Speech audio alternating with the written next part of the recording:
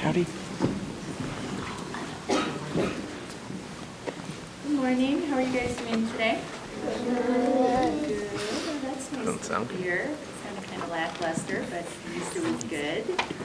So today, all right, we've got some more Frog and Toad for you. And this one is called Spring.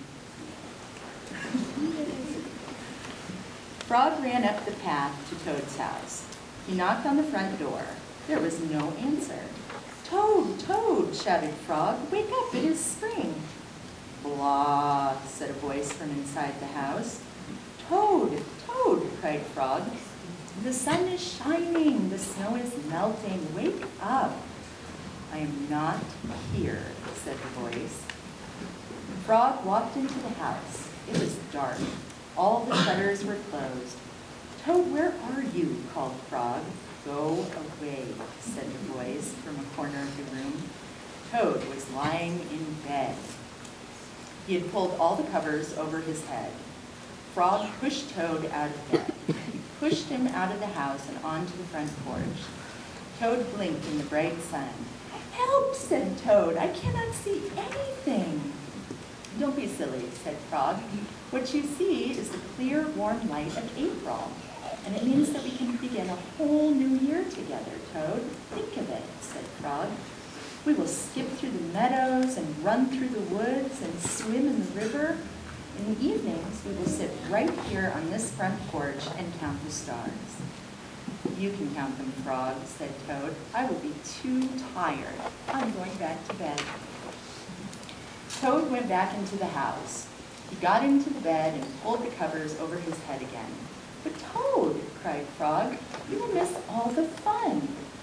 "Listen, Frog," said Toad, "how long have I been asleep?" "You have been asleep since November," said Frog. "Well then," said Toad, "a little more sleep will not hurt me. Come back again and wake me up at about 1/2 May. Good night, Frog." "But Toad," said Frog, "I will be lonely until then." Toad did not answer. He had fallen asleep. Frog looked at Toad's calendar. The November page was still on top. Frog tore off the November page. He tore off the December page, and the January page, the February page, and the March page.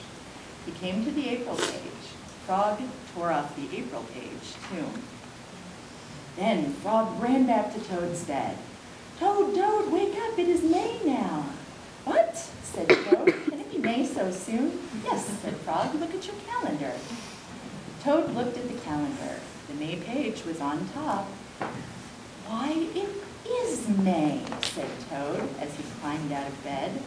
Then he and Frog ran outside to see how the world was looking in the spring. So I chose that one because next week we are having Spring Ohigan. And do you guys remember we have 2 of them? We've got one in the fall and one in the spring. Oh yeah, so do you remember what Ohigan is?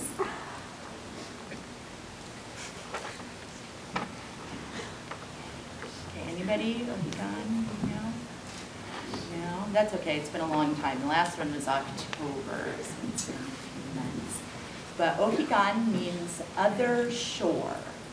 So when we celebrate the Ohigans, we are supposed to take the time, and there's a little bit extra light, a little bit extra daytime, to think about the other shore. And you guys know what the other shore is? No. Okay. Then the other shore, when we talk about it, we are talking about the Pure Land, or the Buddha's realm of nirvana. And did you guys know that everything up here, this is the Pure Land that we're looking at every time? So do you see some stuff up there that kind of reminds you of spring? Yeah. Flowers, yeah. You know what those flowers mean? Oh, oranges remind you of spring too? Okay, yeah, we got some oranges up there. We got some flowers. Apples, yeah. Oh, gold like honey. That's pretty springy, huh? With the little bees that come out. Very good. Very good. So, do you guys know what the flowers mean? Nobody, huh? We all still sleep in this? Oh, you guys are really rowdy the last time I talked to you. You're a little sleepy today. Okay, the flowers, when we look at those, they mean that things are impermanent. Because when we put them up there, they're very nice like this, so you guys get to see them when they're nice. And we get to see them kind of the end of the week when they're not looking so good and sometimes not smelling great either. It's the smell of impermanence is what that is. So, but they pass away just like, you know, in the springtime, they start to bloom. Then in the fall, everything kind of goes back to bed and sleeps over the winter, like that kind of thing. But again, we're talking about, ridiculous? But so when we're talking about Ohigan and the other shore, these are the kinds of things that we're supposed to be thinking about at this time of the year. We're supposed to be thinking about the Pure Land, the realm of Nirvana, where the Buddha is in all the wisdom and compassion. And so when we come to temple, we get an opportunity to do that too, because we know that this is the Pure Land. This is the other shore that we're thinking about this time of year. So the official Ohigan service will be next week, and Fuji Sensei, I'm sure, will tell you all about it and give you more information.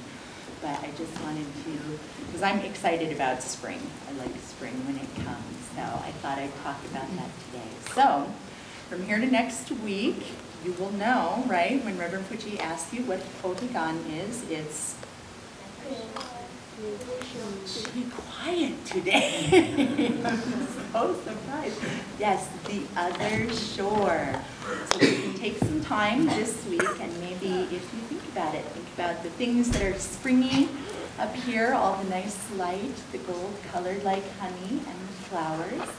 And know that when we're thinking about these things, we were also thinking about the wisdom and compassion of the Buddha. So please join me in Gasho. Namo Amida Butsu. Namo Amida Butsu. Namo Amida Butsu. Namo Amida Butsu.